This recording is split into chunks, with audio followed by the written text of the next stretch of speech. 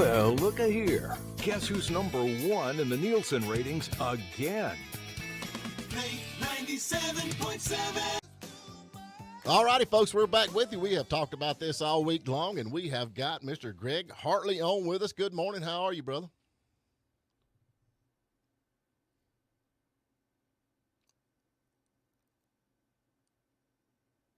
And he's working on his we need some volume. Hey, we need to read his body language as we see him quickly look for his volume control here. What are you doing, Packy? I've got him up. I've got him up and on. I see that Greg looks stressed. Yeah, I do. He is stressed. He's I see wiggling he's buttons. putting on his best face. Oh, we have got to get this thing up and going. I've got him up. I've got him up and on. Oh, he's shaking his head. Look, I see. He's looked to the left. He looked to the right. He's very angry right now. He's laughing now. Oh, let's see. We can always. We got to make it work. Here, I'll entertain him while he's figuring this out. You need to make this work, Mr. Greg. Yeah. I subscribe to your YouTube channel. I love it. It's fascinating. I've got a bunch of questions for you today. Did you get it working? Oh, we can always hit him on the cell phone if we have to, because we definitely want to get this on. Yeah, Greg, go ahead and give us a call. Here, I will just call him right here. Let me give you the number. Greg, we're gonna give you a call on the landline, brother, if that's all right, and get you on. Man, I just want to get this on, no doubt. I mean, this is a great YouTube channel. If you all haven't seen this, it's a panel of these behavior There's experts. 4 different ones. Yeah, it's called the body language or the behavioral panel. Exactly, and they analyze everything from celebrities, politicians to people that claim to have seen weird things. All kind of stuff. Lee Harvey, conspiracy stuff. Mm-hmm. It's fascinating. It really is. So it's a lot of fun. A lot of fun to listen to these guys and their analysis. And hey, we got him now. You there, brother? Hold on 1 second. Hold on 1 second.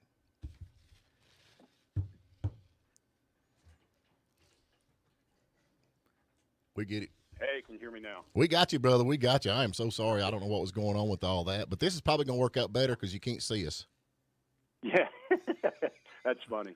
Yeah, I really appreciate the patience with it. I think it's something on my end from Google. It started bogging down over here. I use everything but Google Meet, and for some reason it just bogged down. It ain't no big Sorry deal. about that, guys.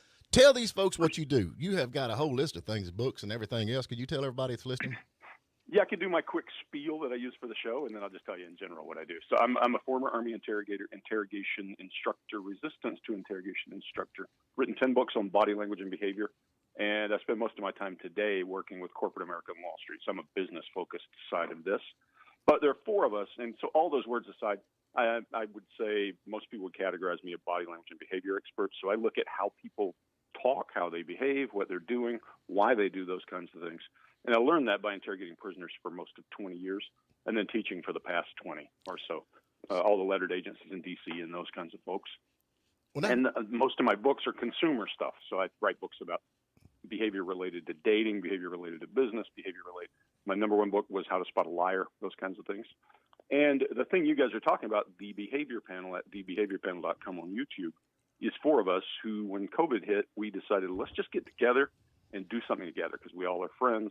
And we started off thinking this will never fly. And we covered Tiger King in our first episode. And I think we were all surprised when we hit 100,000 subscribers. And I think we're about 460 now, 450 something. Yeah. So it's been a fun ride. 451,000 subscribers. That's a pretty good bit. One of your subscribers is right here. I'm the other Steve on the show. Right. I find your show fascinating on YouTube. One of the things I watch, Greg, I know it may sound silly to some of the audience out there, but when you were doing things on UFOs, you had people like Bob Lazar on your show, and some of these folks that with the Senate investigation panel on all this, unidentified flying objects things, and you all were analyzing, if these folks are telling the truth or if they're hiding anything.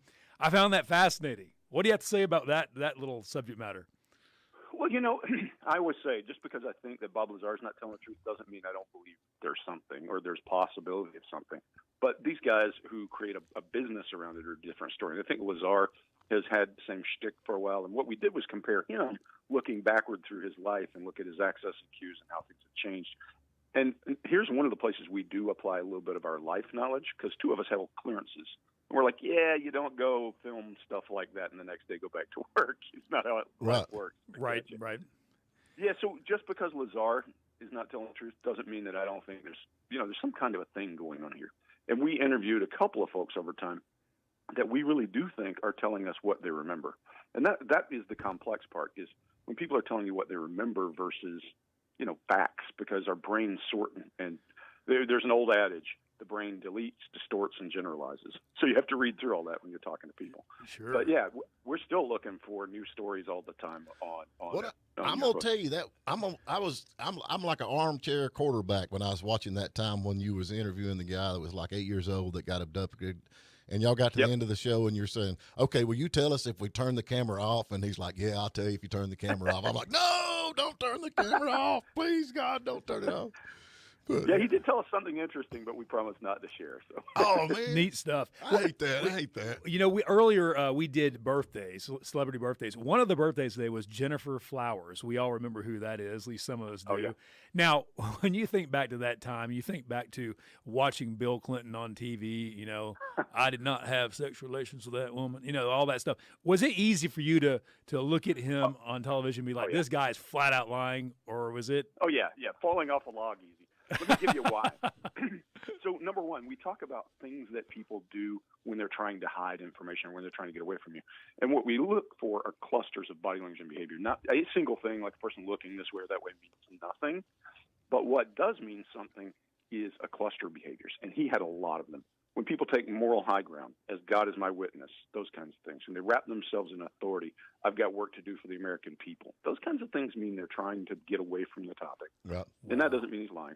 But then he looked dead at the camera because he's trying to convince you. And he said, now listen, I'm going to say this one more time. And he held his finger out like a baton, and he started whipping you with his finger. And he said, I did not have sexual relations with that woman, Miss Lewinsky. Now I got work to do for the American people, and I'm going to get back to it. Yeah. Right. Interestingly, he qualified. Usually you say, no, I didn't, right? And very quickly you answer a question. If somebody says, did you kill this person? No, I didn't. Did you have sex with that woman? No, I didn't. But it's my favorite part of the whole thing is he qualified, and he even called out which woman just to make sure no other one came out. Yeah, fascinating. Sexual relations is, he defined in his head what that meant. In the same way he said it depends on what you think is means. Right. So Yeah. The definition of is, exactly. So now how did you get interested in this? I mean, you've been doing this forever. Yeah. It's interesting. I joined the Army just to pay for college.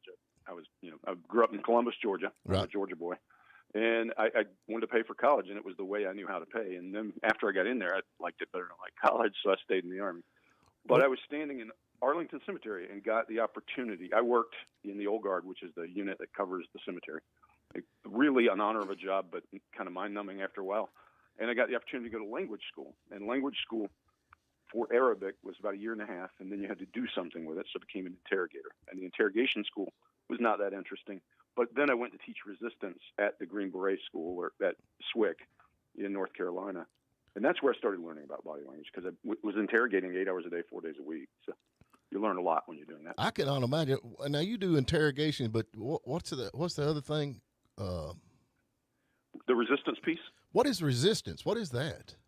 So all of our guys, like you think of Green Berets, you think of Delta Force, you think of Navy SEALs, all those PJs, all those guys who are in high-risk roles, Right. pilots, all those guys need to be trained what to do if they get captured, so they don't give up information and they don't get hurt in the process of trying not to give up information. So we teach them how to do that.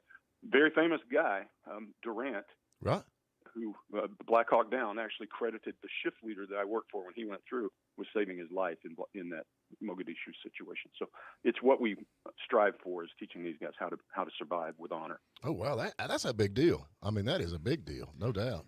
I consider it the most important thing I ever did. Yeah. Yeah, It's fantastic. That'd be something And to now hang you're your hat doing on. this Wall Street thing. Now to tie in with that, you said you were down from Columbus. Prior to being an airline pilot, I'm an airline pilot now, I was actually a financial advisor, a stockbroker for 10 years. And interesting. I started my career, get this, I started my career out there on Manchester Expressway and in Columbus, Georgia at Merrill Lynch. So you got to be familiar with where that is. That's where I started my career. So I'm fascinated now with what it is you do on the Wall Street side of things with your skill set. So I'm an operating partner actually for a PE advisory firm on the buy side. Okay. And I go and teach other people. So, PE firms are really interested, of course, and Wall Street folks are really interested in deception.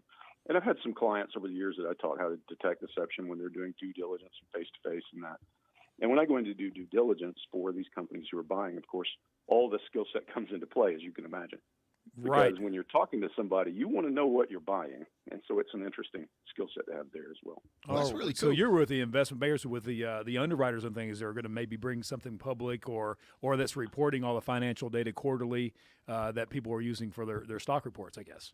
Yeah, in the day job side, I'm actually just looking at the value of a company when I'm talking to people across the way. Sure. I also have 20 years in corporate America, so that helps. I was an operations VP for a big elevator company. What I did was jumped out of the Army before I wrote my first book and went to work for corporate America, went to work as a construction manager. And the way I found that I wrote my first book is I went to this project management simulation, and I was pretty irritated because it was the middle of the summer and I was building public schools. And they asked me to go to this thing, and I was so irritated. I just manipulated everybody I came in contact with. And I won their little simulation. And the guy who was running the simulation said, "You got to write a book." And I said, "Yeah, I'm too busy for that." 2 years later, he kept harassing me until I wrote my first book. So that's what started me down the path of teaching. Otherwise, I would have just been a construction manager, out there working in the world, using what I know to get what I needed. Well, it's fascinating to me, and like I said, Steve, he flies for Delta now. He was a stockbroker at one time, and he told me he had me invest in Dogecoin. If that tells you anything, I about did not. No dog money. No dog money. No, As much as I travel, I might run into you on a plane. There you Well, go. let me ask you this question now. Okay, now y'all actually can, and I've watched this, folks. Y'all need to go to the behavioral panel and watch this stuff because it's very interesting. Okay, so y'all can actually, and I have to rewind because you say, okay, you see his left ear go up a centimeter, and I do the rewind. But now, how do you think this compares to the lie detector test? I mean. So a polygraph, and I've written books about it that I cover polygraphers in. Really good polygraphers, in my opinion, are good interrogators with a prop because all they're doing is they're measuring the same kind of thing we're looking for. They're measuring galvanic skin response, which means blood flow to the skin. They're measuring respiration, what that is, just us breathing, and they're measuring pulse rate. Those are three channels they're looking at. All they can tell is that you're feeling stress. If they ask bad questions and they ask a simple question, you can walk right past it. And any pilot probably has had some more stressful moments than most of us. Oh, yeah. So, Steve, I can imagine you can recognize all these things in yourself. But when you're feeling fight or flight, if you get pulled over as a cop and there's a cop behind you, you feel fight or flight. Your respiration goes up, your pulse rate goes up, and then all the blood goes away from your skin. It turns off your digestive system. And so what happens when that's going on is we can see all that from the outside, but you can feel it when it's happening to you as well. Because when it's happening, your stomach starts to flutter. You feel respiration increase. You're sweating through skin that has no blood flow to it, so it feels kind of clammy. All those things that you feel, we can see. And most people just don't realize we can see them because we've trained ourselves to look for them. It's interesting you brought up the pilot thing because there have been a few instances in my flying. I've been flying for, believe it or not, close to 30 years.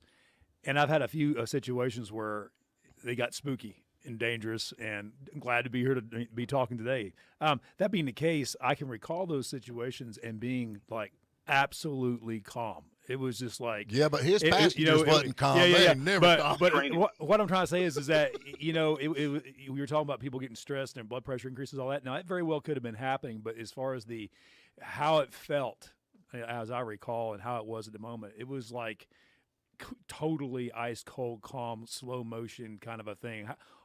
What's going on in that kind of a situation? What's the physiology behind that? Well, there are lots of explanations for it, depending on who you are and how well trained you are and all that. When we train people in SEER, we train them under high duress. I mean, it's physical, it's violent, it's harsh, and the reason is because you put them in a different brain. And if you train that different brain, there's a little thing in your body called a reticular activation system, and the way your brain is designed, you've got limbic thought and this forward-thinking thought, and quite literally, it starts turning off your most cognitive brain and going backward into responsive brain.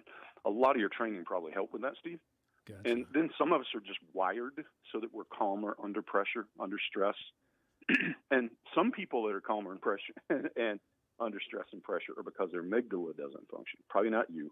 The people whose amygdala don't function, we call psychopaths typically. And so they're very calm when that kind of stuff is happening to them, even if they've got a gun in their face. So Yeah, that's not me. You better watch out. I scream like a girl. I scream like a girl. I know one thing, man. I've been thinking about this, but all you guys, there's 4 different one of y'all that's on this, and on the behavioral panel, we got Mark Bowden. I guess he's from up north. He's from up north. He's a Canadian by way of yeah. UK, but he's a Brit originally, and a pretty famous actor actually.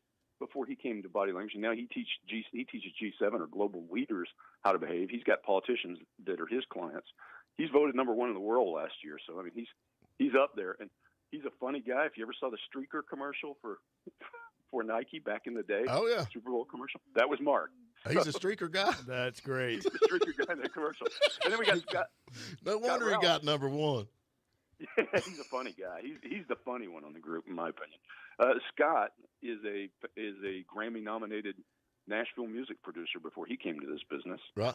So he was also body language guy on the side, kind of his little hidden secret, and that worked for him in that business. And he did what in that? He Grammy-nominated. He's a music producer. He's a music producer and engineer. He did all Foxworthy's work, all that kind of stuff, all those comedy albums. Cool. Find him in credits on that. We've heard about the music producers. They're heartless. Yeah, I always tell him maybe he's a psychopath. There you go. And then Chase is right out of the Navy, 2 years out of the Navy, maybe 3.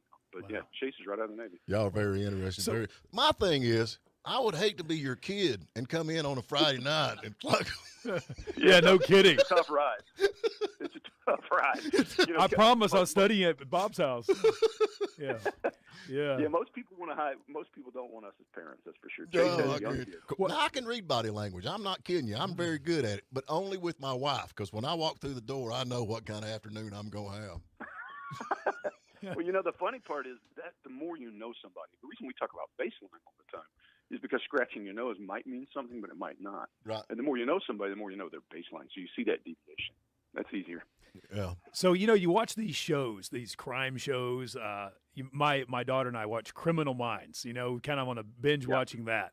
Great show. But these folks are getting interrogated. They're trying to figure out, hey, is this the serial killer or whatever? And you sit there and you watch these shows, and sometimes you put yourself, quite honestly, you put yourself in the bad guy's shoes. Like, I wonder if I could handle that interrogation. I wonder if you could beat it.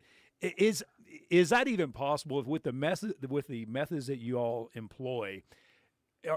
Is it possible for people to beat you at your game, or can you always, figure out that they're lying to you or get to the real truth of what's going on?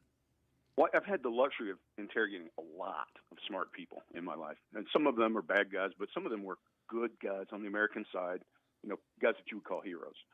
And I've ran into very few of them that could hide enough body language and hide a lot of other things to be able to get away.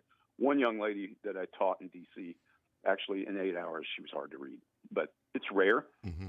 The other thing is, remember, when you're arrested for something, the system starts working on you the minute you get arrested, because you have no place in your head for that, unless you're just a criminal by trade. Right. And so all of that stuff starts to work on your psyche.